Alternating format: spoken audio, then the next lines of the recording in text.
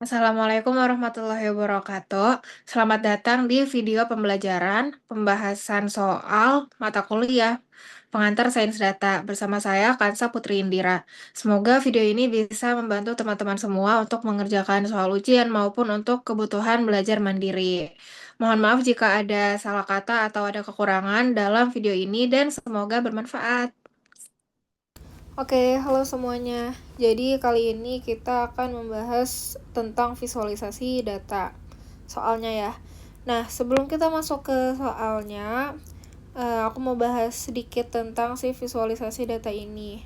Jadi visualisasi data ini seperti yang kalian tahu itu kan ada banyak bentuknya ya. Mungkin yang sering kalian temuin tuh kayak diagram batang, terus kayak ada pie chart, ada apalagi ada line chart, ada banyak gitu ya.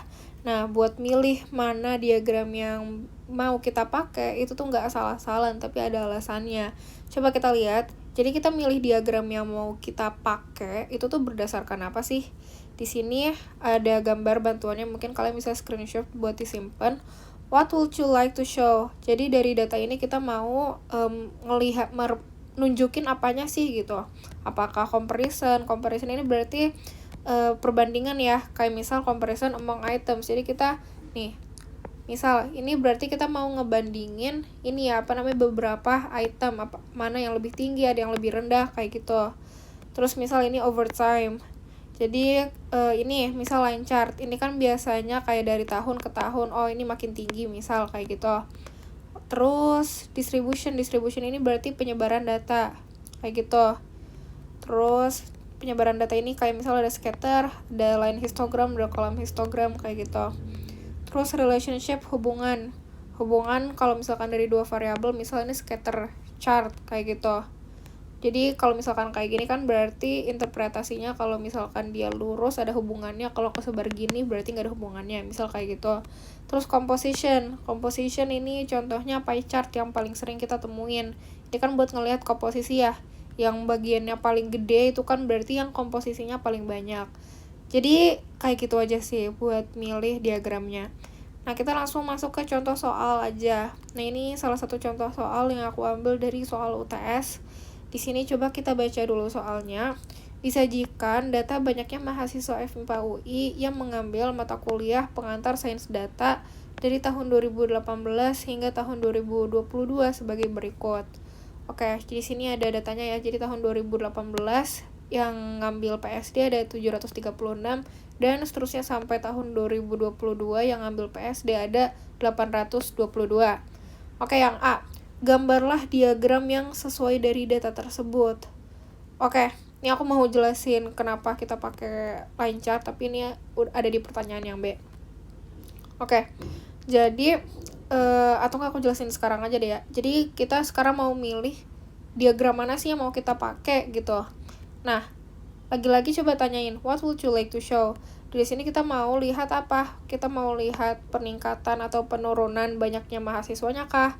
Gitu. Dan ini tuh overtime dari tahun ke tahun. Nah, berarti kan di sini yang paling cocok itu kan adalah comparison ya kan, yang mana berarti maksudnya kayak kita ngebandingin banyaknya mahasiswa dari tahun ke tahun, apakah makin banyak atau makin dikit kayak gitu. Jadi kita pakai comparison gitu. Nah, comparisonnya yang apa? Yang overtime, karena di sini per waktu ya kan, ini per tahun. Overtime dan many periods ya. Many periods ini ada berapa nih? Ada sampai 5.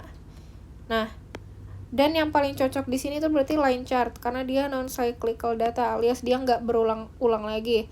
Cyclical data itu dia berulang lagi. Jadi misal contohnya kita ngelihat polanya dalam 1 tahun per bulan, dan itu kan di tahun-tahun selanjutnya itu kan berulang lagi ya. Misal kita lihat musim dingin di tahun ini dibanding tahun depannya lagi, dan musim panasnya juga, musim kemaraunya juga gitu. Kan tiap tahun ada musim dingin lagi, ada musim kemarau lagi, dan yang lainnya. Nah, sedangkan kalau ini kan nggak berulang lagi, ya kan? Tahun 2018 sudah lewat, ya nggak bakal ada tahun 2018 lagi. Gitu, jadi kita bakal pakai line chart gitu. Oke, nah buat gambar line chartnya, ini aku, kalian bisa langsung gambar. Kalau misalkan di kertas, harusnya kalau gak rapi-rapi banget juga gak apa-apa. Yang penting kelihatan nih tulisan ininya ya, variabelnya. Ini yang jadi ini itu time-nya ya. Ini time-nya. tahunnya. Terus yang ada di sumbu Y ini tuh adalah si banyak mahasiswanya yang daftar PSD gitu. Nah yaudah, jadi kayak gini ya, gini. Nah B, sebutkan nama diagram yang Anda pilih serta sebutkan alasan Anda memilih diagram tersebut untuk memvisualisasikan data yang disajikan. Oke, nama diagramnya ini berarti line chart ya. Ini line chart, terus alasannya kenapa? Karena di sini kita mau melihat pola datanya secara per waktu, over time gitu. Jadi per tahun kita mau lihat apakah makin meningkat atau makin menurun atau statis gitu ya.